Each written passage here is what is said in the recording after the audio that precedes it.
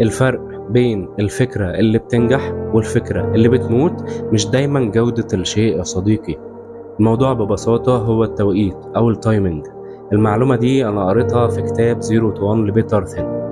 المعلومة دي بتقولك إن أنت ما تكونش مستعجل يا صديقي عشان تكون بي دي شاطر أو بيزنس ديفلوبر شاطر.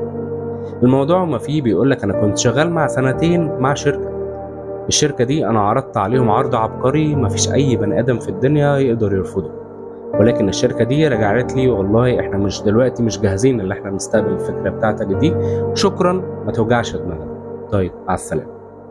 فابتدى الراجل يقعد مع نفسه يفكر شوية، طب انا عملت ايه غلط عشان اخلي الناس دي ترفض العرض بتاعي ان مفيش حد عاقل يرفضه. ابتدى يكتشف ان عندهم مشاكل داخلية كتير، وان هما فعلا لو خدوا العرض بتاعي هيغرقوا بيه وهيبقى فيدباك وحش قوي على شركتي وعليهم هما كمان، وهما هيبقى دفع فلوس وما استفادوش حاجة. بعد 6 شهور الناس دي كلمتني، نفس الناس، وطلبوا مني نفس العرض هو ولكن التايمنج اختلف.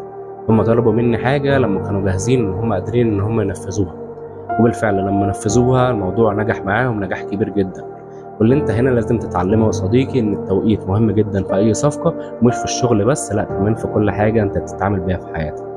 وخلينا اكمل لك القصة المرة الجاية. يلا سلام.